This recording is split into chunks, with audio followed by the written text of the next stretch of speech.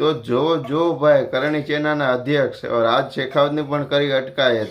મામલો મિત્રો કાંક એવો બન્યો હતો કે હિંમતનગરની અંદર મહારેલી કરવામાં આવવાની હતી, તો એલસીબીની ટીમ જઈને રાજ શેખાવતને મિત્રો અટકાવી દીધા અને ત્યાં આ આંદોલન બંધ રાખ્યું છે। કારણ કે યશપાલસિંહ ઝાલા માટે જે મિત્રો ન્યાય લેવાનો હતો, બધા આમ જનતા બધી રેલી અંદર જોડાવાની હતી, ઘણા બધા આવેદન પણ આપવાના હતા। પહેલાં પણ એક આવેદન આપ્યું હતું આવેદનપત્ર, અને ત્યારબાદ કાલ પણ એક આવેદનપત્ર આપવાનું હતું। તો આર્મી યશપાલસિંહ ઝાલાના મિત્રો ઘરના સભ્યોએ જઈને તે આવેદન આપ્યું છે। હવે આપણે બધા ચોખ્ખું જાણવી છે, રાજ શેખાવત પણ મિત્રો આનો ન્યાય માટે જે આપણે યશપાલસિંહ સાહેબના ઘરે પણ ગયા હતા, અને ઘરે ગઈને બધાનો ઇન્ટરવ્યૂ લીધો કે બધાની માંગ જે હું છે એ બધી જાણી, અને માંગની અંદર મિત્રો તેઓ ઘણી બધી માંગના પણ વિડીયો પણ લઈને આવવાનો છું હું।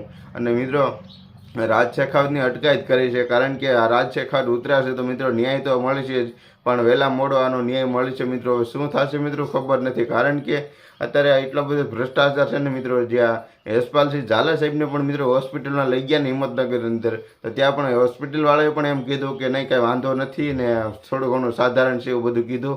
અને ત્યારબાદ આર્મીની જે સ્પેશિયલ એને હોસ્પિટલ હોય ત્યાં લઈ જવામાં આવ્યા યશપાલસિંહ ઝાલાને, ત્યાં જ રિપોર્ટ ચેકઅપ કર્યો તો તેની અંદર મિત્રો હાથ ભાંગી ગયેલો આવ્યું છે, અને પાછળ કડની અંદર પણ થોડુંક ક્રશ આવી ગયો છે, એવું ઘણું બધું મિત્રો થયું છે। અને હજી પણ આ 10-12 દી થયા મિત્રો, તો પણ એથી ખુદ ઊભા નથી થઈ શકતા, અને મિત્રો નીચે સુવે તો નીચે સરખી રીતે હોઈ પણ નથી શકતા મિત્રો। આવી કરુણ થતી 500 રૂપિયાના સવાલ માટે આટલા પણ આપણા દેશની આર્મીની મિત્રો આબરૂ જાળવી નહીં, અને 500 રૂપિયા માટે અને આર્મીના જવાનને માર્યા 500 રૂપિયાનો મેમો ના ભરવાથી। તો મિત્રો તમે કોને સપોર્ટ કરવા માંગો છો? જેટલા પણ લોકો મારો વિડીયો જોઈ રહ્યા છો તે મિત્રો હવે રાજ શેખાવતની પણ કરી દીધી છે અટકાયત, તેને પણ એના કરણી સેનાના લોકોને પણ મળવા નથી દેતા, બીજાને તો નહીં। તો હવે શું થશે મિત્રો કંઈ ખબર નથી, પણ બધા લોકો વિડીયો શેર કરજો, કારણ કે રાજ શેખાવતને પણ કરી દીધી છે અટકાયત હવે।